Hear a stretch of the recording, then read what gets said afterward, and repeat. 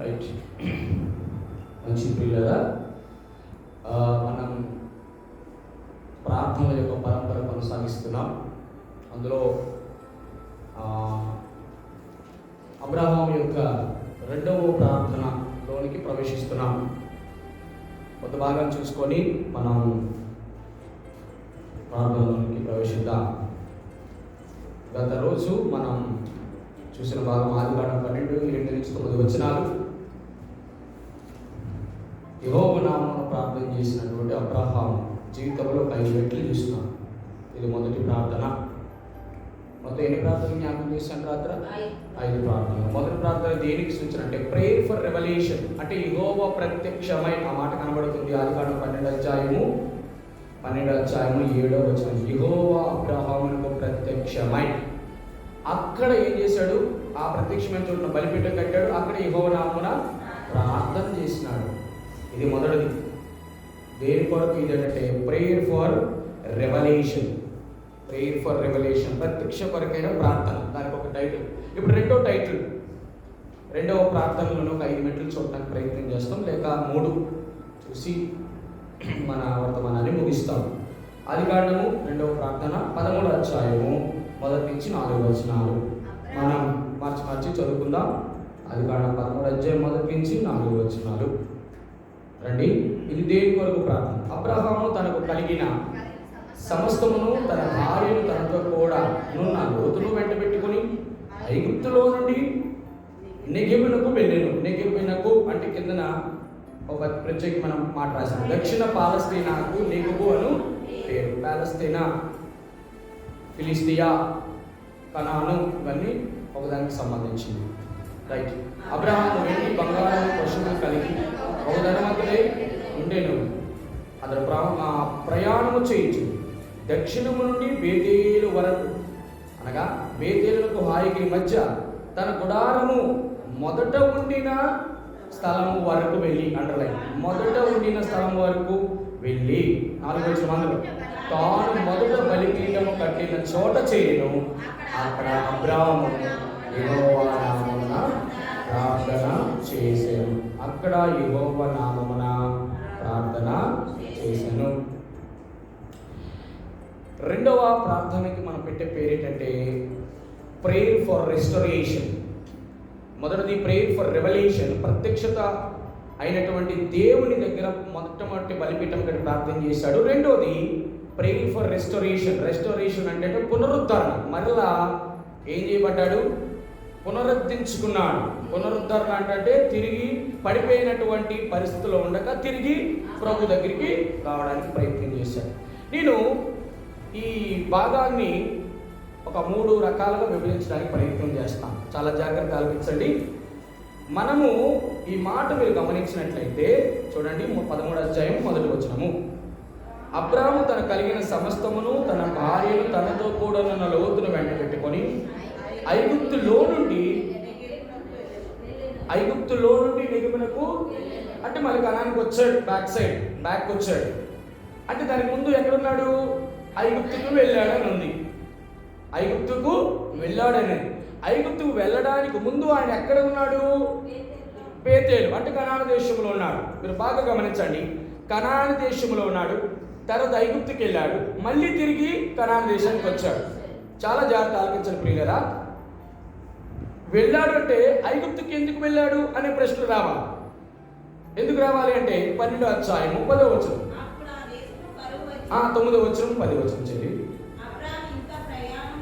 చేయించు వెళ్ళెను, కరువు వచ్చెను, ఉన్నందున. రైట్. ఎందుకు వెళ్ళాడు ఇప్పుడు? ఎక్కడొచ్చింది కరువు? కనాను దేశంలో. Very good. ఇప్పుడు దీనికి ఒక టైటిల్ లేక ఒక పేరిద్దాం. సాహసించిన అబ్రహాం. ఏమిటట? ఎందుకు సాహసించినటువంటి అబ్రహాం అని పేరు పెట్టినాను అంటే, మీరు బాగా గమనించండి. యెహోవా నామమును ప్రార్థన చేస్తాననుంది. 9వ వచనంలో కంటిన్యూ చేయండి మరొకసారి. దక్షిణ దిక్కుకు వెళ్ళెను, అండర్లైన్. 10వ వచనంలో అబ్రాము అక్కడికి వెళ్ళిన అండర్లైన్. మీరు గమనించండి, 12వ అధ్యాయం నాన్న 12వ అధ్యాయము 4వ వచనం.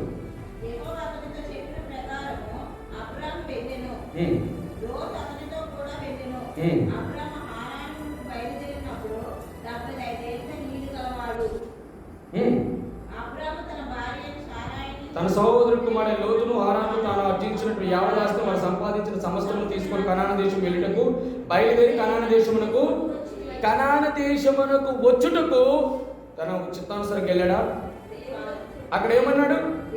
యెహోవా అతనితో ప్రకారం వెళ్ళాడు. మరి అటువంటి అనుభవం కలిగిన వ్యక్తి ఆ కనాను దేశానికి వెళ్ళి బలిపీఠం కట్టి ప్రార్థన చేసినటువంటి వ్యక్తి 9వ వచనంలోకి వచ్చినప్పటికి ఏమైంది? అబ్రాహాము ఇంకా ప్రయాణం చేసి దక్షిణ దిక్కుకు వెళ్ళెను. అప్పుడు ఆ దేశంలో కరువు వచ్చెను. ఆ దేశంలో కరువు భారం ఉన్నది. అబ్రాహాము ఐగుప్తు దేశం నివసించిన అక్కడికి. ఇక్కడ నేను ఏ జ్ఞాపకం చేయబడుతున్నామంటే, అబ్రాహాము నేను చూపించిన దేశం వెళ్ళమన్నాడు, బాగానే ఉంది. ఐగుప్తుకి వెళ్ళమని దేవుడు ఏం చెప్పినాడా? వెళ్ళకుండా చెప్పకుండా వెళ్ళినాడు. అబ్రాహాం చెప్పకుండా చేసినాడు, చెప్పకుండా పోయినాడు అనొచ్చు. దీనికి ఒక పేరు పెడదాం, సాహసించిన అబ్రాహాం. అవునా కదా?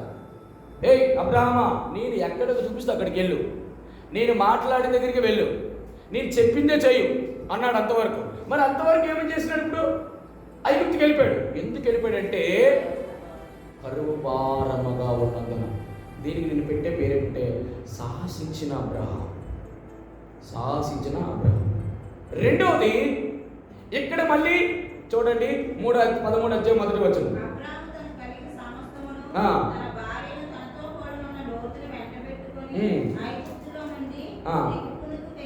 ఈ మాట ఐగుప్తులో నుంచి మళ్ళీ ఎక్కడికి వచ్చాడు?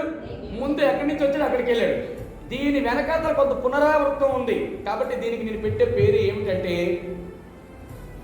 మొదటిది సాహసించిన అబ్రహాము, రెండోది సవరించబడిన అబ్రహాం. కొన్నిసార్లు దేవుడు సవరిస్తాడు, కొన్నిసార్లు దేవుడు ఏం చేస్తాడు? కత్తిరిస్తాడు. కొన్నిసార్లు దేవుడు గాయపరుస్తుంటాడు. దేవుడు కొన్నిసార్లు కోస్తా ఉంటాడు. కొన్ని సవరణలు చేస్తూ ఉంటాడు దేవుడు. సవరించబడ్డ అబ్రహాం, మొదటిది సాహసించిన అబ్రహాము, రెండవది సవరించబడిన అబ్రహాం. మూడోది అక్కడితో ఉండలేదు, అక్కడి నుంచి లాస్ట్కి చివరికి ఎక్కడికి వెళ్ళినాడంటే చూడండి, అద్భుతమైన 18వ వచనం.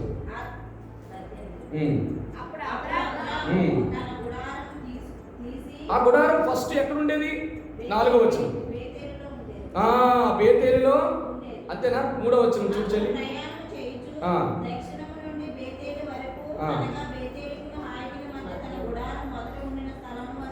అక్కడున్న గుడారము బేతేలు నుంచి ఇప్పుడు ఎక్కడికి వచ్చినాడు? 18వ వచనం.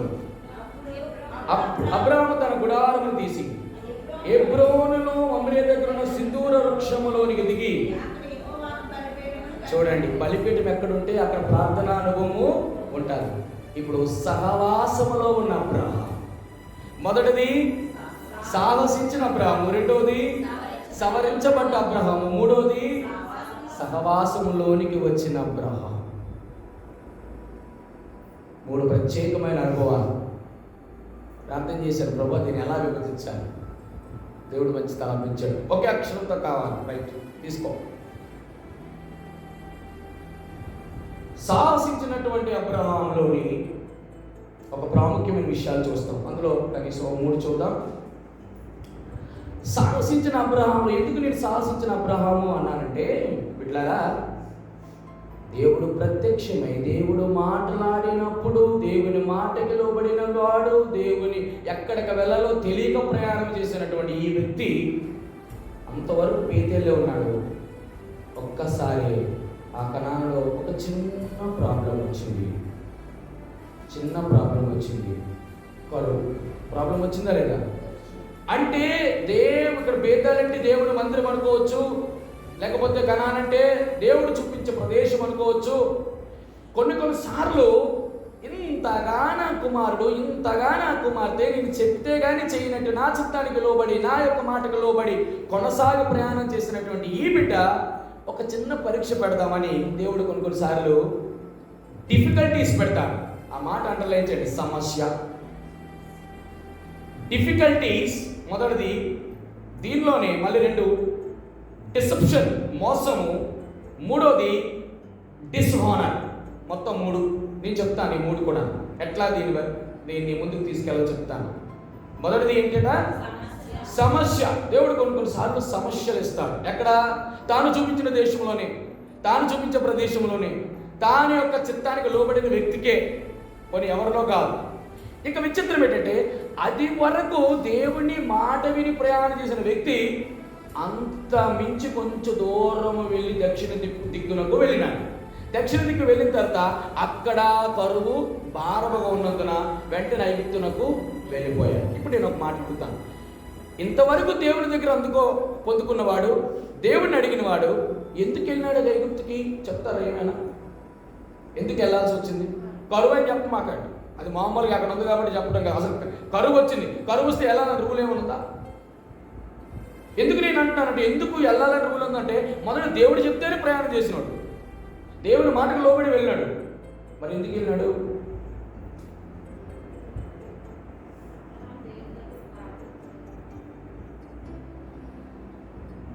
ఎందుకు వెళ్ళినాడు? Any guess? 3 కారణాలు. మొదటిది,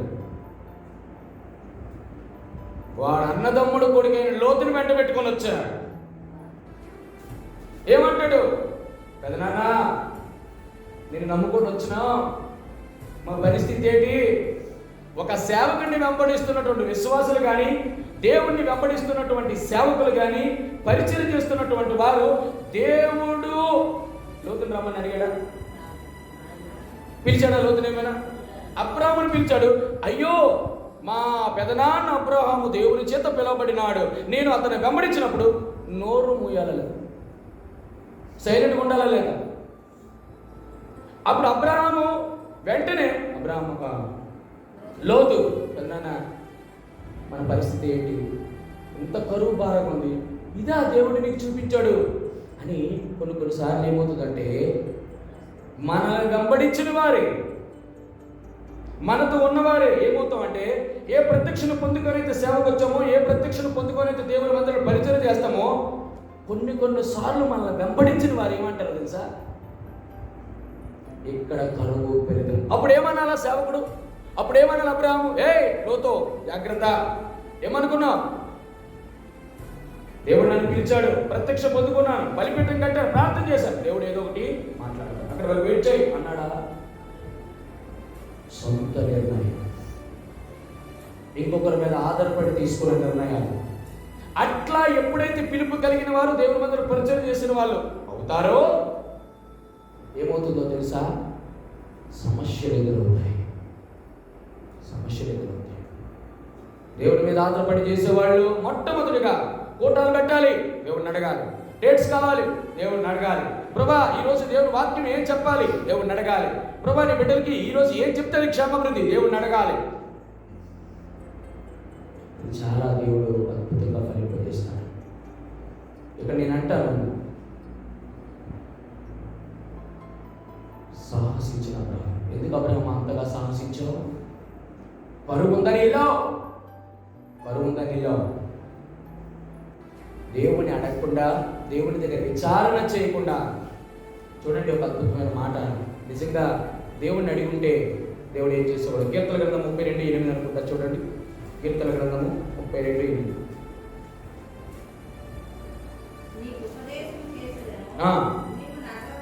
నీకు ఉపదేశము చేసేందుకు నీవు నడవలసిన మార్గమును నీకు బోధించెదను, నీ మీద దృష్టి ఉంచి నీకు ఆలోచన చెప్పి. ఏం అబ్రహామా, ఒక్కటి నా దగ్గర విచారణ చేయొచ్చు కదా, ఒక్కటి నా దగ్గర అడగచ్చు కదా. కొన్ని విషయాలు కొన్నిసార్లు ఏమనిపిస్తుంది తెలుసా? మనకి ఏదైనా సమస్య వచ్చామంటే, అన్న ఇది ఏం చేయాలన్నా, అక్క ఇది ఏం చేయాలన్నా, వీళ్ళను కన్సల్ట్ చేయకూడదని కాదు, వారి సలహా తీసుకోకూడదని కాదు, ముందుగా నువ్వు చేయాల్సిందేంటి? దేవుని దగ్గర మనం అడగాలి. దేవా, నాకు ఈ సమస్య ఉంది, నువ్వు ఎందుకు ఇవ్వవు? అసలు నేను చేసిన ప్రాబ్లం ఏంటి? అసలు నాతో నీకు వచ్చిన సమస్య ఏంటి? నేను సరి చేసుకోవాల్సింది ఏమనుందా? దేవుని దగ్గర మనము అడగకపోతే ఏమొచ్చినది తెలుసా? 3 ప్రాముఖ్యమైన విషయాలు చెప్తాను. 3 ప్రాముఖ్యమైన విషయాలు. డిఫికల్టీస్లో మొత్తం 3. మొదటిది రండి, దేవుని అడగకుండా ప్రయాణం చేసినటువంటి, చూడండి, అబ్రహాము ఇంకా ప్రయాణం చేసి దక్షిణ దిక్కులకు వెళ్ళెను అంటే అక్కడ దేవుని దగ్గర విచారణ చేయకుండా అబ్రహాము సాహసించి బయలుదేరినాడు. 3 ప్రాముఖ్యమైన సమస్యలను ఎదుర్కొన్నాడు. మొదటిది 10వ వచనం.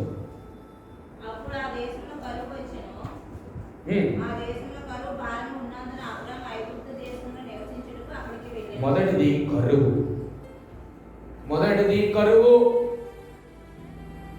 First one is famine. Famine అంటే కరువు. దేవుని దగ్గర మన విచారణ చేయకపోతే మన జీవితంలో ఎప్పుడు కరువే. దేవుడి నుంచి దూరం వెళ్ళిపోతే ఎప్పుడు కరువే. నేను ఇట్లా చెప్తాను, బేతేలు అంటే అర్థం ఏంటి? దేవుడు కోరుకునే స్థలం, దేవుడు ఉండే స్థలం. నేను అంటాను, దేవుడు కోరుకునే స్థలము, దేవుడు ఆశించిన స్థలము, దేవుడు ఇష్టపడిన స్థలములో నుంచి ఏ వ్యక్తి అయినా ఐగుప్తుకి వెళ్ళాడంటే ఎక్కడికి వెళ్ళాడు? అక్కడేమో కల్దీలూరు నుంచి దేవుడి మందిరికి వచ్చాడు, మళ్ళీ ఎక్కడి నుంచి అంటే అక్కడికి వెళ్ళిపోయినాడు, మళ్ళీ లోకంలో పోయాడు. బిడ్డ, ఈరోజు దేవుడు నేను నన్ను హెచ్చరిస్తున్న మాట, దేవుడు పిలుపు కలిగి దేవుడు రక్షించి, నేను 3 అంశాలు చెప్పాను. అబ్రహాము మొదటిది పిలుపు కలిగిన వాడు, రెండోది విమోచించబడినవాడు, మూడోది ఏర్పడదు. అది కూడా మనమే. దేవుడు మనం పిల్లేదా? దేవుడు మనం విమోచించలేదా? దేవుడు మనల్ని ఏర్పరచుకోలేదా? అటువంటి వ్యక్తి మళ్ళీ తిరిగి ఐగుప్తులోకి వెళ్ళడం సమమా? దేవా కరువు వచ్చింది, ఏం చేయమంటావు? విచారణ చేయలేదు. మొట్టమొదటి సమస్య కరువును ఎదుర్కొంది. ఈరోజు నీ జీవితంలో, నా జీవితంలో సమస్య దేవుడు ఎందుకు అనుమతించాడంటే ఆ సమస్య నుంచి బయటపడేటువంటి ఉపాయం కూడా దేవుడు ఇస్తాడు. ఎప్పుడు నువ్వు అడిగేటప్పుడు, ఆయన విచారణ చేసినప్పుడు, ప్రార్థించినప్పుడు కరువును మొట్టమొదటి చూశాడు. అయ్యో కరువుతో బాధపడుతున్నాను నేను. దేవుడి దగ్గర మనం, ప్రభా ఈ సమస్యతో బాధపడుతున్నాను. అప్పుడు మనం దేవా ఈ యొక్క పరిస్థితి నుంచి నేను ఎట్లా గట్టెక్కేది అని దేవుడి దగ్గర విచారణ చేస్తే దేవుడు ఖచ్చితంగా దేవుడు మాట్లాడమని అడిగితేనే కల్దీలూరులో మహిమ గల దేవుడు ప్రత్యక్షమైనాడు. అమ్మ నాకు కనబడాలి, మీరు కనబడట్లేదు. మహిమ గల దేవుడు ప్రత్యక్షమైనాడా? నువ్వు అడగక మునిపే, నువ్వు పిలవక మునిపే, నువ్వు ఏర్పాటు చేయబడక మునిపే దేవుడు కల్దీలైన ఊర్లో ఏం చేసినాడు? ప్రత్యక్షమైనాడు. మరి ఇక్కడ ప్రత్యక్షం అవడా? నువ్వు అడగకపోతేనే నీతో మాట్లాడిన దేవుడు, మరి అడిగితే మాట్లాడా? విచారణ చేస్తే నీకు చెప్పడా? అందుకన్నాను, నా ఆలోచన నీకు చెప్తాను, నా ఉపదేశం నీకు ఇస్తాను, నేను నీకు బోధ చేస్తాను, నువ్వు వెళ్ళవలసిన మార్గాన్ని నడిపిస్తాను అంటాడు. మొదటిది కరువు, ఫెమైన్. రెండవది, సమయం లేదు కాబట్టి త్వరగా చెప్తాను, నీకు కొన్ని విషయాలు ఉన్నాయి కానీ 12 ఆదికాండం 12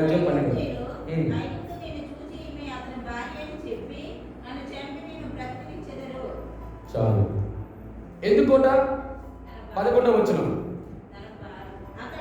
ఐగుప్తులకు వెళ్ళిన తర్వాత జరిగిన సమస్య, అతడు ఐగుప్తులో సమీపించినప్పుడు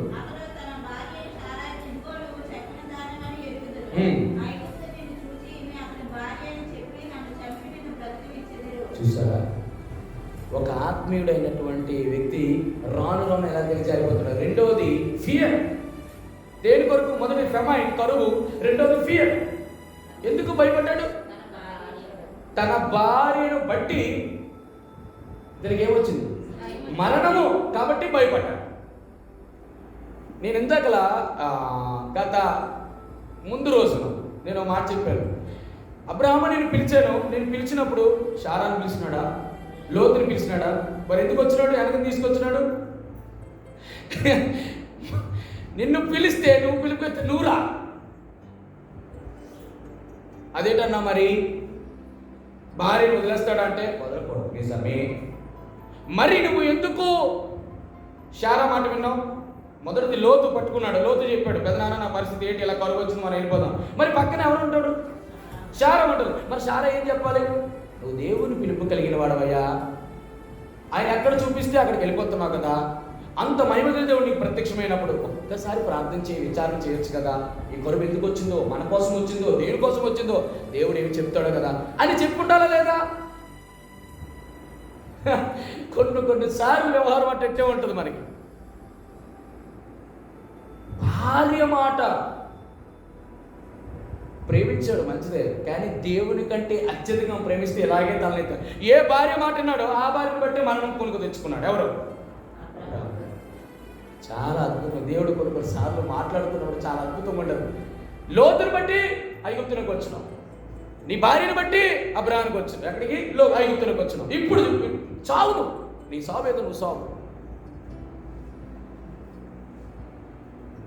ఒక ఆత్మీయుడు చెప్పాల్సిన మాట ఏంటో తెలుసా? శర్మ అలా మాట్లాడదు. దేవుడు నన్ను పిలిచాడు, రండి మన ముగ్గురం కలిగి ప్రార్థన చేద్దాం.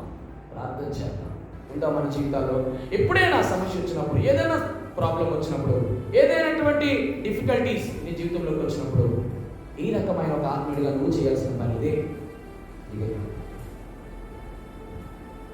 వెంటనే అమ్మ నువ్వు చాలా ఉన్నావు, పొరపాటున ఏ దేశంకి వెళ్తున్నావు, ఆ దేశంలో ప్రజలు క్రూరులు, వాళ్ళందానికి బానిసలు, స్త్రీ వ్యామోహం కలిగిన వారు, నిన్ను బట్టి నన్ను ఏం చేస్తారు? చంపేస్తారు. భయపడ్డాడు ఒక్కసారి. ఇంత ఆత్మీయుడు దేనికి భయం? ఇంత భక్తి కలిగిన వాడు కదా.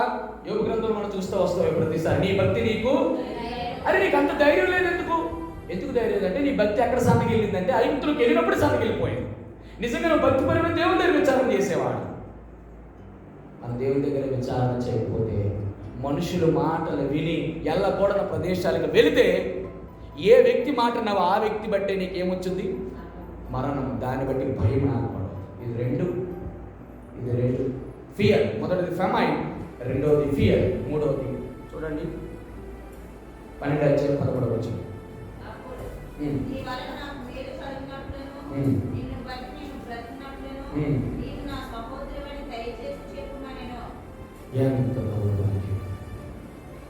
ఫాలసీ, అబద్ధికుడైపోయినా సహోదరుని చెప్పాడు, అమ్మా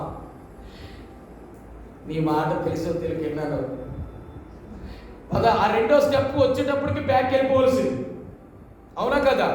ఇంకా ఏం చేస్తాడు? సారమ్మను ప్రేమిస్తున్నాడు, భార్యను ప్రేమించు, కానీ వ్యవహారం పెట్ట దగ్గర ఏం తెలుసా? ఆఖరికి తన వెనకతలో నా ఇద్దరు వల్ల ఏమైనాడు? మొదటిదేమో భయం, మొదటిదేమో కరువు, ఐగుప్తులకు వెళ్ళడం వల్ల, 2 భయం వచ్చింది, 3 అబద్ధికుడు అయిపోయినాడు. మన జీవితంలో మనకు ఆ లక్షణాలు ఉండవు, మన స్వభావం అది కాదు. కానీ విచిత్రం ఏంటో తెలుసా?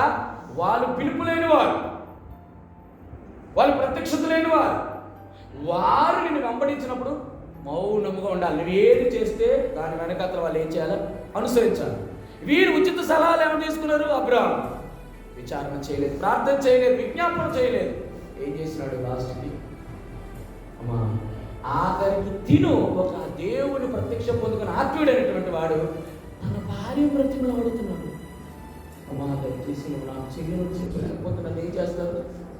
చంపేస్తా. అబద్ధికుడైపోయాడు. ఇలా ఈ 3 అనుభవాలు మనలో ఉన్నాయేమో దేవుడితో మాట్లాడారు. దేవుడు నిన్ను పిలిచినప్పుడు ఏ సమస్య నీ జీవితంలో, నీ ఇంటిలో ఉంటే నువ్వు చేయాల్సింది తెలుసు, విచారణ దేవుని దగ్గర విచారణ చేయాలి. చేయకపోతే ఫెమైన్, కరువు వచ్చింది, అక్కడ నీకు సమస్యను దేవుడు తీసుకొస్తాడు. అక్కడ భయం వచ్చింది, నీకేమొస్తుందో తెలుసా? మరణం వస్తుంది. అక్కడేమో అబద్ధికుడు వైపు తర్వాత నువ్వు ఏమైనటువంటి విధానంలో నడిపించబడవచ్చు. అది నువ్వు అక్కడ అబద్ధికుడు అయ్యాడు, నువ్వు మోసం చేయొచ్చు, ఏదో ఒకటి మారిపోతావు. దశాలుగా నీ ఆత్మీయ జీవితం ఏమైపోయింది? కృంగుదలకు దిగజారు. ఇది మొదటి అనుభవం. డిఫికల్టీస్. ఏం చూసినాం ఇందులో? మొట్టమొదటిది సాహసించిన అబ్రహాము జీవితంలో 3 ప్రాముఖ్యమైన చూసావు: కరువు, భయము, అబద్ధం. ఎంత దిగజారిపోయినాడు. ఎక్కడ బేతేలు, ఎక్కడ ఐగుప్తు. ఎక్కడ ఉండాల్సినోడు ఎక్కడికి వచ్చాడు. ఒక మనుషుడు యెరూషలేములో నుండి ఎరుకోకు దిగిపోయినా అలాగైపోయింది జీవితం. అబ్రహాం ఏం చేయాలి? ఇప్పుడు చేయాల్సింది ఒకటి, సవరించబడాలి. అంతేనా? మళ్ళీ వెనక పునరుద్ధరణ, ప్రేయర్ ఫర్ రెస్టరేషన్. మళ్ళీ వెనక్కి వెళ్ళాలి, ప్రభు దగ్గరికి వెళ్ళాలి, సవరించబడాలి. ప్రభు నేను విచారణ చేయలేదు, సరే కరువు వచ్చింది, సరే భయం వచ్చింది, సరే అబద్ధం ఆడాను, ఇప్పుడు మళ్ళీ ఏం చేయాలో తెలుసా? పునరుద్ధరించుకోవాలి. అంటే పశ్చాత్తాపం రావాలి నీలో. అలా లేకపోతే దేవుడు అదే పరిస్థితుల్లో ఉండి ఆ సమస్యలు కూడా మనం నడిపించేవాడుగా ఉన్నాడు. మొదటిది డిఫికల్టీస్, రెండవది డిసెప్షన్. ఏంటి డిసెప్షన్ అంటే? మోసంలో పడ్డాడు.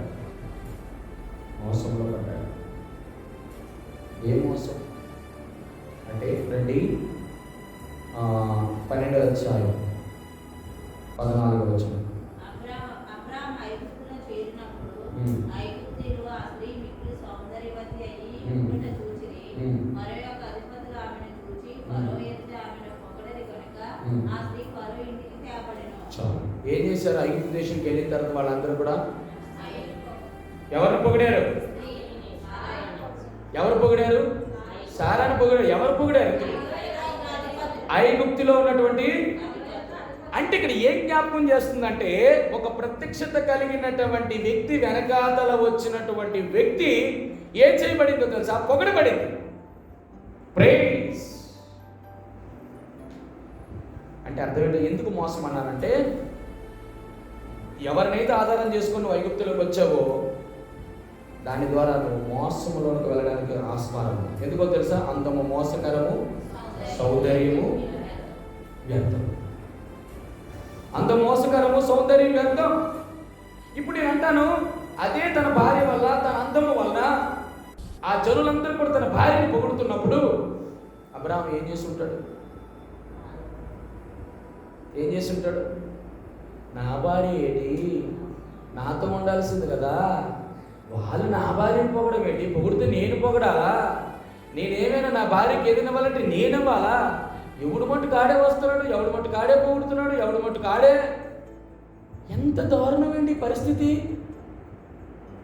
అది చూసి, ఆ యొక్క పరిస్థితి చూసినప్పుడు గుండె ఎంత నలిగిపోయి ఉంటుంది అబ్రహాంకి.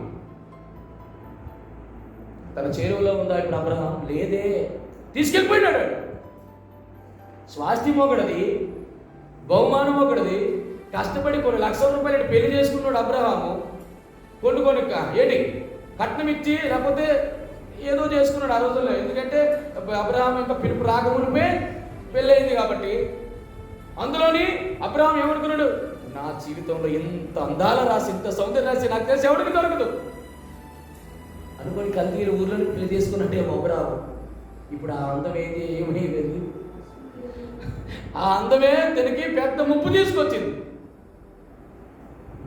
అందుకంటాడు, అందం మోస్తారు, సౌందర్యం వ్యర్థం, యెహోవా యందు భయభక్తి కలిగిన స్త్రీ కొనియాడింది దేవుడా ఐగుప్తు జనులా? అందాన్ని బట్టి, నీ సౌందర్యాన్ని బట్టి పొగిడేటువంటి ప్రతి ఒక్కరూ దేవుని బిడ్డలు కానివారు నీ యొక్క గుణాతిశయములను బట్టి, నీ భయభక్తులను బట్టి అబ్బా గుణవతి అయిన స్త్రీ దొరుకుట అరుదు. అబ్రహాము జీవితంలో ఎంత అనుభవించుంటాడో. తన కళ్ళ ముందే ఆ దేశపు జనులు తీసుకెళ్ళినప్పుడు, తన కళ్ళ ముందే తన భార్య వెళ్ళిపోతున్నప్పుడు, తన కళ్ళ ముందే తన భార్యను అందరూ పొగుడుతున్నప్పుడు, ఏ రకమైన పొగడుతులు? ఇంత అందాలు రాసి, ఇంత బాగా బట్టలు వేసుకున్నాం, ఇంత బాగా బంగారం ధరించున్నాం, ఇంత చక్కగా వాళ్ళు జడ వేసుకున్నాం. ఈ రకమైనటువంటి పొగిడింపులు. ఎవరి పొగిడింపులు ఎలాగుంటే అంటే అన్యులు పొగిడేవి అన్నీ కూడా. ఎవరిని చూసి? దేవుని బిడ్డలు చూసి. అది కాదు కావాల్సింది. ఏం చేయాలి సార్? ఈమె భయభక్తులు కలిగిన స్త్రీ. ఎంత చక్క విధేయత, ఎంత చక్కనటువంటి వినయం. ఈ రకమైన పొగడుతులు, దేవునికి ఆత్మ సంబంధమైన పొగడుతులు లేవు ఇక్కడ. డిసెప్షన్, మోసపూరితమైనటువంటి జీవితం. ఇప్పుడు నేను అంటాను, ఎట్లా సవరించబడినాడు దేవుడు. రెండో, ఆ అందమును బట్టి బాధపడిన అబ్రహాము. ఇప్పుడు రెండోది చూడండి, ఆ కిందన 12వ అధ్యాయం 15వ వచనం.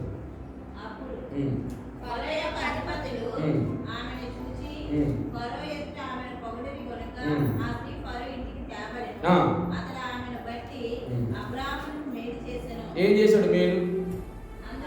అందువలన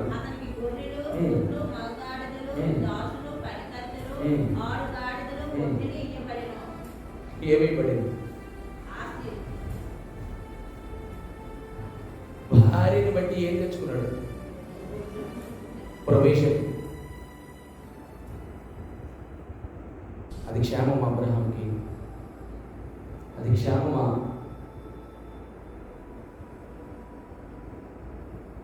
ఎవరైతే లోకపు సంబంధమైనటువంటి వ్యక్తుల మాటలు విని దేవుని బిడ్డ నిర్ణయం తీసుకుంటారో వారి జీవితంలో జరిగేది ఇదే. భార్యకు బదులు ఏం సంపాదించుకున్నాడు? ఎందుకు ఉపయోగం? ఏం ఉపయోగం? యోగిని చూడలేదా? ఎవరినైనా వదులుకున్నాడు కానీ దేవుడు మాత్రం వదులుకోలేదు. ఒక్క మాట మాట్లాడుంటే అబ్రహాము నిజంగా సిచ్యువేషన్ పరిస్థితులన్నీ కూడా మారిపోయి ఉండేవి. శరమాన వాళ్ళు మాట్లాడుకోండి, దేవుడి దగ్గర విచారించాలి, ప్రార్థన చేద్దాం. దేవుడు ప్రత్యక్షమైనటువంటి విధానంలో దేవుడు దర్శించి మనల్ని మాట్లాడతాడు. నిజంగా ఆ మాట చెప్పుకుంటే తన భార్యని తల ముందు తీసుకెళ్ళి తన దూరంకి వెళ్తున్నప్పుడు అందరూ దాని ముందు పొగుడుతున్నప్పుడు ఆ ఫరో ఇంటికి తీసుకెళ్ళినప్పుడు దానికి బదులుగా ఇంత అందాల రాసి నా సొంతమే కావాలి అంటూ తీసుకెళ్ళిపోయినాడు. దానికి బదులు ఏం తీసుకొచ్చినాడంటే గొర్రెలు, గొడ్లు, మేకలు, మందలు ఆ నెత్తినేసి కొట్టుకోవాలి. ఎందుకు ఉపయోగం? దేవుడి యొక్క ఆశీర్వాదం అదా? దేవుడు నేను ఎందుకు పిలుచుకున్నాడు? ప్రొవిజన్. మూడవది చదువున తర్వాత అయితే సారాన్ని బట్టి 3 ప్లేగ్. మొదటిది ప్రైజ్, రెండవది ప్రొవిజన్, మూడవది ప్లేగ్. ప్లేగ్ అంటే బాధ, తెగులు చేత ఎవరిని బాధించాడు? ఎవరు చొరవ తీసుకున్నాడు ఇక్కడ? దేవుడు చొరవ తీసుకున్నాడు. అడిగాడా? కనీసం ఎక్కడైనా అడిగాడా? ప్రార్థన చేశాడా? అయ్యో ప్రభా తప్పు అయిపోయింది ప్రభా. పోనీ భార్య తీసుకెళ్తున్నప్పుడు ప్రభువా మనం చేశాడా? పోనీ అది వద్దు, భార్యని బట్టి బోళ్ళ ఆస్తి వచ్చింది, దేవా ఎందుకు నాయన ఇదంతానా? ఏమండి అవి ఇచ్చినప్పుడు కనీసం తిరస్కరించాడా? వద్దన్నాడా? చెప్పండి అలా. రండి ఆదికాండము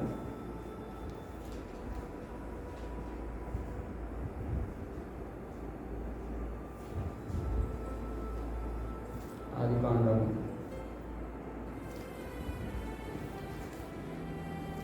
మంచి మాట చూపిస్తాను. 14 వచ్చాను, 21, 22 వచ్చాను. సొదొమ రాజు మనుషులు నాకు ఇచ్చి ఆస్తిని నీవే తీసుకున్నామని అబ్రాహాముతో చెప్పగా, అబ్రాహాము నేనే అబ్రాహామును ధనవంతులుగా చేసిందని నీవు చెప్పకుండానట్లు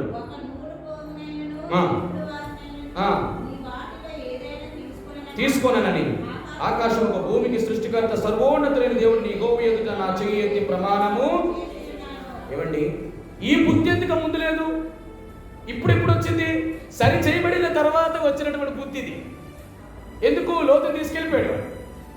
వాళ్ళు వచ్చి దండయాత్ర చేసి లోతుని వారి సమస్తాన్ని అంతా పట్టుకెళ్ళిపోయిన తర్వాత 318 మంది తీసుకెళ్ళి యుద్ధం చేసి సొదొమ రాజు లేదా సొదొమ ప్రజలు అయినటువంటి లోతును, తన భార్యను, తనకు కావలసిన యావదాస్తిని తీసుకొని వచ్చాడు యుద్ధం చేసి. అప్పుడు సొదొమ రాజు అంటాడు, అబ్రహామా మనుషులు నాకు ఇచ్చేయా, నువ్వు సమస్తము తీసుకో అన్నాడు. ఏం మాట్లాడుతున్నావు నువ్వు? ప్రత్యక్ష కలిగిన వాడు, ప్రార్థనా పరుడు. ఇప్పుడు ఏమంటున్నాడు ఇక్కడ? నేనే అబ్రహామును ధనవంతునిగా చేస్తాను. నువ్వు అనుకుంటున్నట్లు నీవు నాకు చిల్లి గవ్వ కూడా నాకు తీసుకో. ఈ తిరస్కార బుద్ధి ఎందుకు ముందు ఐగుప్తులు ఉన్నప్పుడు రాలా? ఎందుకంటే రాలేదంటే అబ్రహాము ఐగుప్తులో ఉన్నాడు. దేవునికి దూరంగా ఉంటే లోకం మీద మన ఆశ వెళ్తుంది. ఎప్పుడైతే పునరుద్ధరించబడి సవరించబడి బయటకు వస్తాడో ఈ మాటలు వస్తాయి. బిడ్డలారా, ఈరోజు నువ్వు కష్టపడకుండా మోసం చేసి దగా చేసి నిన్ను నువ్వు వంగుకొని నీ జీవితంలో ఏదో ఒకటి దాన్ని బట్టి నీకు ఏది వచ్చినా దయచేసి తీసుకో. ఈరోజు నువ్వు ఉద్యోగం చేస్తున్నావా, వ్యాపారం చేస్తున్నావా, నీకు లంచాలు ఇచ్చారా? ఎవరైనా తీసుకోమని అంటున్నారా? ప్రేమతో ఇస్తే తీసుకుని అంటారా? అమ్మా నువ్వు నాకు ఈ సాయం చేస్తావు, మా సంతోషం కొద్దు, మా సంతోషం తీసుకున్నాను, బెటర్, దేవుడు హర్షిస్తాడు. ఏమైతే చేసావు? డబ్బులు పెట్టయిపోతున్నాయి. ఇదేంటిది? దేవుని బిడ్డలకు ఉండాల్సింది. నువ్వు తీసుకున్న ప్రతి రూపాయికి రేపు లెక్క చెప్పాలి. తెలుసా మీరు? వాళ్ళకు ఉందో లేదో వారు ఇస్తారో ఎవరో, వారి యొక్క ఆలోచన ఏమిటో నీకు తెలియదు. కానీ నువ్వేం చేస్తావు సార్? పైకి పడి రక్కి అడిగినట్టు అడుగుతావు. మన జీవితంలో ఎప్పుడు ప్రభు బిడ్డలు ఉండకూడదు. నువ్వు పని చేసే చోట, నువ్వు చేసే ఉద్యోగం చోట మోసం మోసం మోసం చేయమా. మన దేవుని బిడ్డలు సత్యవంతులుగా, యథార్థవంతులుగా బ్రతకాలి. ప్రభా, నువ్వు నాకు ఇచ్చిన జీవితం చాలయ్యా. వాళ్ళు సంతోషం తీర్చారా చేసుకో. నువ్వు ఎవరికైనా పని చేసి పెట్టినావు అనుకోండి, వాళ్ళు సంతోషం తీసుకో. కానీ అట్లా కాకుండా గుర్తించి అడుగుతాం. మనం ఎవరు తీసుకున్నారో మనకే తెలుసు, దేవుడికే తెలుసు. మనం ఏమిటంటే చాలా ఈజీగా వదిలేస్తాం. ఆ దేవుడు ఏం చేస్తాడు ఇట్లా. నేను ఎప్పుడు ఒక మాట చెప్తాను, దేవుడు చేసిన ప్రతిదానికి శిక్ష రాదు రాదు రాదు అంటే దేవుడు ఎందుకు టైం ఇస్తాడంటే అక్కడ సరి చేయబడతారేమో. అబ్రహాం లాగా మనం సరి చేయకుండా ముందుకు కొనసాగామనుకో, నీకు తెలుసు నువ్వు చేస్తుందంతా కూడా. కానీ ఏం చేస్తుంది సార్? సవరించుకోక ఏం చేసుకుంటామంటే దేవుడితో సంధి చేసుకోవడానికి ప్రయత్నం చేయక కప్పిపెచ్చుకోవడానికి ప్రయత్నం చేస్తాం. అప్పుడే సమస్యను అంత ఎదురవుతుంది. ఏమైంది ఇక్కడ? మొదటిది, ఆమెని పొగిడారు, మోసంలో ఉన్నాం. రెండోది, ఆమె ద్వారా ఆస్తి సంపాదించాడు, ఉపయోగంలా. ఇప్పుడు ఏం చేశాడంటే దేవుడే చొరవ తీసుకొని, ఇక లాభం లేదు, వీడా ప్రార్థన చేస్తానని వెయిట్ చేస్తున్నాడు దేవుడు. వీడు ప్రార్థన చేయడు, విచారణ చేయడు. ఎందుకంటే దేవుడు వెయిట్ చేస్తాడు, పిలుచుకున్నాడు కదా పాపం. కొన్నిసార్లు దేవుడిలో మనం విచారణ చేయకపోయినా దేవుడే చొరవ తీసుకున్నాడు. ఎందుకో తెలుసా? నా బిడ్డ మళ్ళీ లోకంలోకి పాపంలో పడిపోకూడదు, సవరించబడాలి. దేవుడే కొన్నిసార్లు అందుకే ఏం చేస్తాడు తెలుసా? అసలు సమస్య ఎవరికి పెట్టాలి? తన బిడ్డలకి పెట్టాలి. కానీ ఎవరికి పెట్టాడు? దేవుడు తన బిడ్డలు జీవితంలో కొన్నిసార్లు ఎలాంటి విషయాలు అనుమతిస్తాడో చూడండి. ఎందుకు అబ్రహాముకి పెట్టలేదంటే నీ దేవుడి యొక్క పిలుపు ఏంటో, ప్రత్యక్షత ఏంటో, ఆ విమోచన ఏంటో ఏర్పడ్డ నీకు అర్థం కావాలి. కొన్నిసార్లు నిన్ను బట్టి దేవుడు సరి చేస్తాడు. కొన్నిసార్లు అవతల నుంచి నరుక్కొని వస్తాడు. ఎవరిని కొడితే మనం సెట్ అవుతామో ఆల్రెడీ కట్ చేస్తాడు దేవుడు. చేస్తాడు. రెండు, సవరించబడినటువంటి అబ్రహాం. రండి. మూడోది, సహవాసంలోకి వచ్చిన అబ్రహాం. 13వ వచనం, 13వ అధ్యాయం 1వ వచనం నుంచి.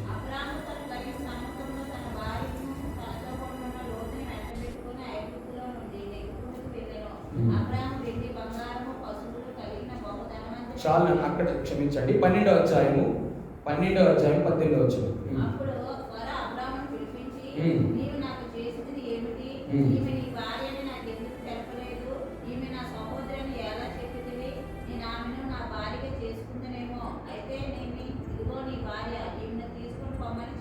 రైట్. ఈ మాట ఏం జ్ఞాపకం చేస్తుంది? మొత్తం 3 ప్రశ్నలు వేశాడు. మొదటిది, అప్పుడు ఫరో అబ్రహామును పిలిపించి, నీవు నాకు చేసినది ఏమిటి? ఈమె నీ భార్య నాకెందుకు తెలపలేదు? ఈమె నా సోదరుని ఎలా చెప్పితివి? అత్యాగ్రహం. ఎవరు అత్యాగ్రహం ఇది? ఫరో రాజు అత్యాగ్రహానికి గురయ్యాడు అబ్రహాం. అత్యాగ్రహం. కొన్నిసార్లు దేవుడు చొరవ తీసుకుంటే నిన్ను బాధించాలంటే డైరెక్ట్గా నీకే తగిలి పెట్టడు. ఏం చేస్తాడు తెలుసా? అవతల ఉన్నటువంటి అన్యుల చేత నీకు బుద్ధి చెప్పించిన ప్రయత్నం చేస్తాడు. కోపం ఎవరి మీద పడ్డాడు? దేవుడు మొట్టమొదట ఫరో రాజు కదా. ఆ కోపం ఎవరి మీద దులిపాడు? అబ్రహాం మీద దులిపాడు. ఏమండి, రాజు తీసుకెళ్ళడం తప్ప, అబద్ధం ఆడింది అబ్రహామే కదా. దానికి పర్యవసానం ఎవరు అనుభవించాలి? అనుభవిస్తాడు. ఇలా తీసుకొస్తాడు దేవుడు. మన దేవుడు ఎలా మనిషిని సెట్ చేయాలో అలా సెట్ చేస్తాడు. మనోడిని డైరెక్ట్గా అంటే ఫీల్ అవుతాడు, బాధపడతాడు. అవునా కదా? దేవుని మాట మన వరకు వస్తే మనం ఏమవుతాం? దేవుడు నా గురించి చెప్పు బాధపడతాం. ఇప్పుడు ఏమిటి సార్? ఇలా కాదు, ఇంకో రూట్ ఎంచుకుంటాడు. ఎలాగెళ్తాడు? డైరెక్ట్గా మనుష్యుల నుంచి దేవుడు. కొన్నిసార్లు కూడా సేవకులు చేసిన తప్పులు విశ్వాసం చెప్పడానికి ప్రయత్నం చేస్తాడు. సరి చేసుకోవాలి. అప్పుడు నువ్వు దేనిలో ఉన్నావో దేవుడు నీతో కొన్నిసార్లు మాట్లాడు, పరిస్థితులతో మాట్లాడతాడు, విశ్వాసంతో మాట్లాడతాడు. అంతకంటే ముఖ్యంగా సేవకుడు బుద్ధి చెప్పడం అంటే సంఘం వెలపటున్న వారితో మాట్లాడతాడు. సరి చేసుకోవాలి. నీ సర్వ్ చేసుకొని నీ కరెక్ట్ నీ చేసిందంటే మరి అబ్రహాం అంత ప్రత్యక్ష పొందుకున్నాడు. అబ్రహాం బలిపీఠం కట్టినాడు, దేవుడితో అంత ప్రత్యక్షత పొందుకున్నాడు. ఎందుకు తప్పు చేశాడు? ఇది కూడా ఒక విధానమే. ఇది కూడా ఒక విధానం. ఏమైనాడు ఇక్కడ? అత్యాగ్రహానికి గురైన అబ్రహాం చూస్తున్నాం. దాని కింద చదవండి.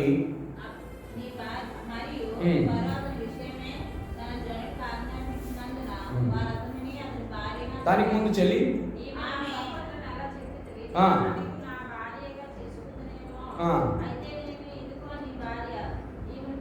18వ వచనం. అప్పుడు ఫరో అబ్రాహామును పిలిపించి, నీవు నాకు చేసినది ఏమిటి? ఈమె నీ భార్య నాకు ఎందుకు తెలపలేదు? ఈమె నా సహోదరుని ఎలా చెప్పితివి? నేను ఆమెను నా భార్యగా చేసుకుందనేమో. అయితేనేమి, ఇదిగో నీ భార్య, ఈమెను తీసుకుని పొమ్మని చెప్పాను. అబ్రహమా, ఇదిగో నీ భార్య, ఈమెను తీసుకొని వెళ్ళుము అనందా? ఏంటి దాని అర్థం? అవమానం. ఎంత భయంకరం! మొదటిది అత్యాగ్రహము, రెండవది కొన్నిసార్లు దేవుడు బిడ్డల అవమానం పొందడానికి కారణం కదా సార్, వారు చేసిందే. మన జీవితంలో కొన్నిసార్లు బయట వారి చేత అవమానం పొందడానికి కారణం ఏంటంటే మనం చేసుకుందే. అందరూ మనల్ని ఏం చేయాలా? వీళ్ళు దేవుడి బిడ్డలని మనం చూసి పోవడాల్సింది పోయి వారి ద్వారా దేవుడు మనకి ఏం కలిగిస్తాడు? అవమానమే. ఎందుకు సెట్ చేస్తున్నాడు? ఇక్కడ సవరిస్తున్నాడు అబ్రహాముని, సవరిస్తున్నాడు. అన్యుల చేత, దేవుని అడిగిన బిడ్డల చేత మనల్ని మీద తిరుగుబాటు చేయడానికి దేవుడు ఉపయోగించే ఆయుధాలు ఇవన్నీ. మొదటిది అత్యాగ్రహము, రెండవది, మూడవది. రండి, ఎక్కువ చెప్పడానికి సమయం లేదు, అలా ముందుకు వెళ్ళిపోతుంది, టైం అయిపోతుంది. తీసుకొని పోమని చెప్పాను. తర్వాత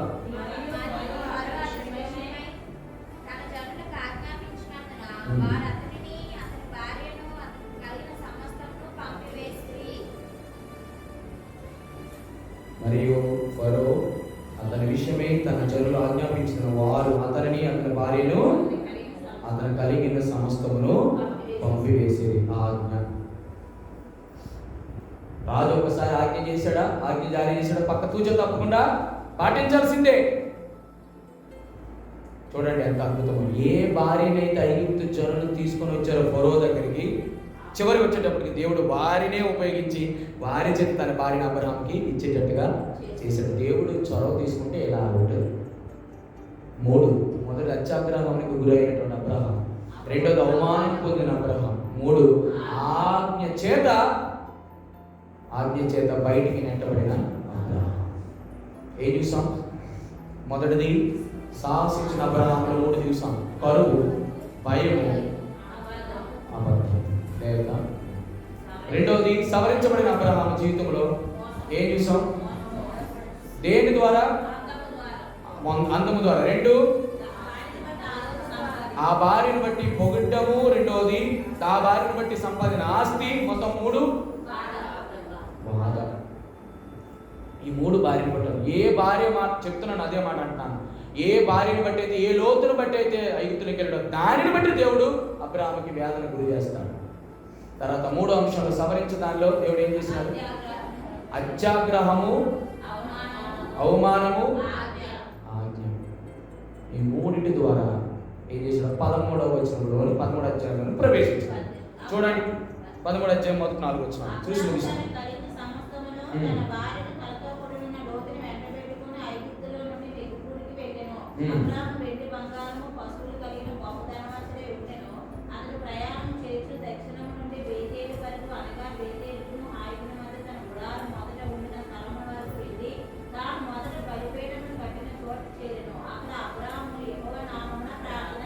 మూడు విషయాలు టీ అనే అక్షరంతో జ్ఞాపకం చేస్తాను. చూడండి, అబ్రహాము తన కలిగిన సమస్తము, తన భార్యను తనతో కూడా లోతుని వెంటబడిన ఐగుప్తులో నుండి నెగెబుకునకు, అంటే ఎక్కడికి వచ్చిండో మళ్ళీ తిరిగి కనానికి డిపార్చర్. దేవుడి సరి చేస్తే మొదట నువ్వు ఎక్కడ కోల్పోయావో, ఎక్కడ మందిరానికి వెళ్ళావో, ఎక్కడ దేవుడిని ఆరాధించేవాడో, ఎక్కడ దేవుని దగ్గర సరి చేయబడ్డావో, దేవుడి దగ్గర ఎక్కడైతే వాక్యం పొందుకున్నావో, ఎక్కడ ప్రార్థన జరుగుతుండేవో, ఎక్కడ దేవుడిని ఆశీర్వదించాలనుకున్నాడో, తిరిగి మళ్ళీ అక్కడికే దేవుడు తీసుకొస్తాడు. డిపార్చర్. దేవుడు అక్కడి నుంచి తిరిగి వెనక్కి తీసుకొచ్చేటువంటి దేవుడు అండి. విడిచిపెట్టడు. విడిచిపెట్టాడు. ఎందుకు? నువ్వు పిలుపు కలిగిన వాడు, విమోచించబడినవాడు, ఏర్పాట్లన్న వాడివి. నిన్ను ఎలా వదిలేస్తాడు దేవుడు? మనం అనుకుంటా దేవుడు వదిలేస్తాడు, అయిపోయిందిలే. దేవుడు వెళ్ళమని చెప్పాడు. కొంచెం చెప్పండి, ఇక్కడ చెప్పండి. తిరిగి కనానికి వెళ్ళి అన్నాడా? కానీ ఎందుకు వెళ్ళాడు అబ్రాహాము? రైట్. దేవుడు అప్పుడు అతనికి బుద్ధి వచ్చినప్పుడు, ఎవరు కాదు, తప్పిపోయిన కుమారుడు ఏమన్నాడు? నా తండ్రి దగ్గర ఉన్నప్పుడు బాగుండేది, ప్రార్థనలు ఉన్నాయి అన్న, 40 రోజులు చేసినాడు, మమ్మల్ని ప్రార్థనలో నడిపించినాడు. 40 రోజుల నుంచి బయటికి వెళ్ళిపోయావు, లోకంలోకి వెళ్ళిపోయావు, సమస్యలు కూడా తీసుకొచ్చాడు. ఇప్పుడు ఏమంటాడు? అన్న 40 రోజులు పసుపుని వెళ్ళిపోయాడు.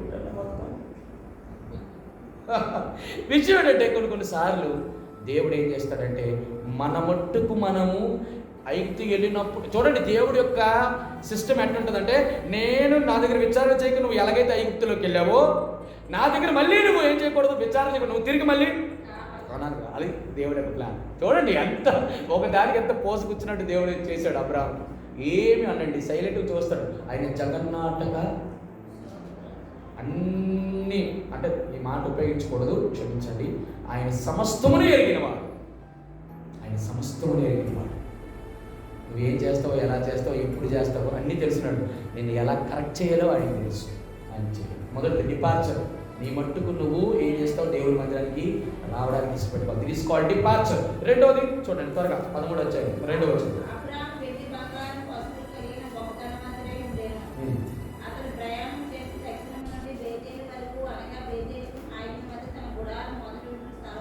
వెళ్ళి బేతేలునకు వచ్చాడు. అవునా? అతడు ప్రయాణము చేసి దక్షిణ దేశము నుండి బేతేలు వరకు, అనగా బేతేలును హాయికి మధ్య తన గుడారం మొదలు ఉండిన స్థలమునకు వెళ్ళి, స్థలము డ్వెల్లింగ్ ప్లేస్. మొదటి డిపార్చర్. వెళ్ళిన వెంటనే ఎక్కడికి వెళ్ళాడు? ఐగుప్తు నుంచి వచ్చాను కదా, ఇప్పుడు ఎక్కడికి వెళ్ళాలనుకోను. ఒకవేళ బుర్ర మళ్ళీ తిరిగి ఐగుప్తుకి అక్కడ పక్క ఉన్న ప్రదేశానికి వెళ్ళాడా? మళ్ళీ ఇంకెళ్ళడు, వెళ్ళి పరిస్థితి చేయడు, సాహసం చేయడు. ఎందుకంటే ఇక్కడ సవరించబడుతున్నాడు. సవరించిన అబ్రహామును మనం ఇక్కడ చూస్తున్నాం. ఈ అనుభవాలన్నింటిలో నుంచి దేవుడు ఏం చేస్తున్నాడంటే, నేను వెళ్ళవలసిన ప్రదేశం ఇంకెక్కడికి కాదు, నేను ఎక్కడైతే దేవుడు నాకు ప్రత్యక్షమయ్యాడు, ఎక్కడ బలిపీఠం కట్టాను, ఎక్కడ ప్రార్థన ఆరంభించాను, తిరిగి మళ్ళీ నేను అక్కడికే వెళ్ళాలని చెప్పి తిరిగి తన గుడారం ఎక్కడ వేసినాడు? బేతేలు వేసాడు. బేతేలు అనగా దేవుని మందిరం. ఏ మందిరం నుంచి బయటికి వెళ్ళిపోయినావు, లోకంలోకి వెళ్ళిపోయినావు, తిరిగి మళ్ళీ దేవుని మందిరంలోకి రావాలని దేవుడు మనం కోరుకుంటున్నాడు. ఆయన కోరిక అది. 3 డ్వెల్లింగ్. 3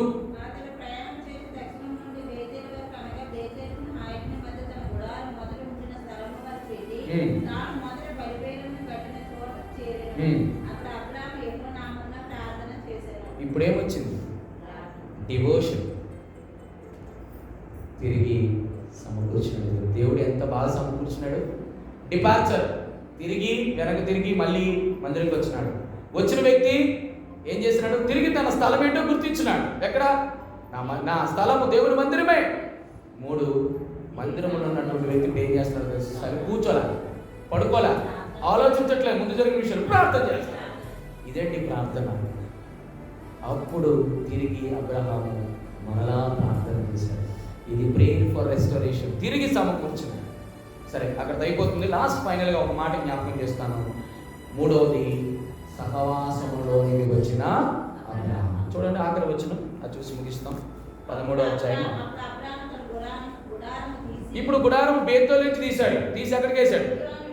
హెబ్రోనులోని మమ్రే దగ్గర సింధూర వృక్షములోనికి దిగి అక్కడ యెహోవాకు బలిపీఠము కట్టాడు. అక్కడ కట్టాడు. ఇప్పుడు గమనించండి, బేతేలులో గుడారమే ఉంది, ప్రార్థన ఉంది, కానీ ఇక్కడ ఏముంది? హెబ్రోనులో ఏముంది? ఇప్పుడు చెప్పండి. ఆ గుడారం బేతేలు నుంచి తీశాడు, ఇప్పుడు ఎక్కడికి వచ్చాడు? హెబ్రోన్లోకి వచ్చాడు. హెబ్రోన్ అంటే సహవాసం. హెబ్రోన్ అంటే సహవాసం. ఇప్పుడు ఎవరితో సహవాసం? దేవుడితో సహవాసం. అన్ని వదిలేశాడు. ఇప్పుడు పాత సహవాసాలన్నీ వదిలేశాడు. ప్లేస్ మారింది, వ్యవహారం మారింది. అక్కడ తిరిగి మళ్ళీ బలిపీఠము. బేతేల్లో బలిపీఠము, ప్రార్థన ఉంది, కానీ హెబ్రోన్లో సహవాసం ఉంది. సహవాసం. బలిపీఠం కూడా వచ్చింది, మళ్ళీ బలిపీఠం కూడా వచ్చింది. మొదటిది అబ్రహాము సాహసించాడు ఐగుప్తు దేశానికి వెళ్ళడానికి. రెండవది అబ్రహాము సవరించబడ్డాడు.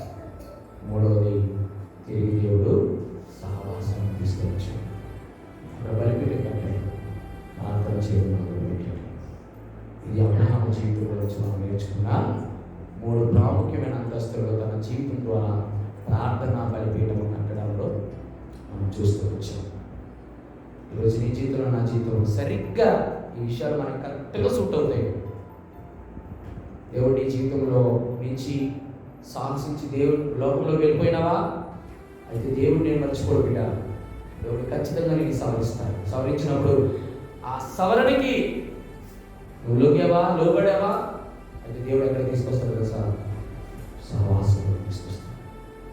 దేవుడు ఈ వాక్యం దీవించి ఆశీర్వదించుగాక. ఆమేన్.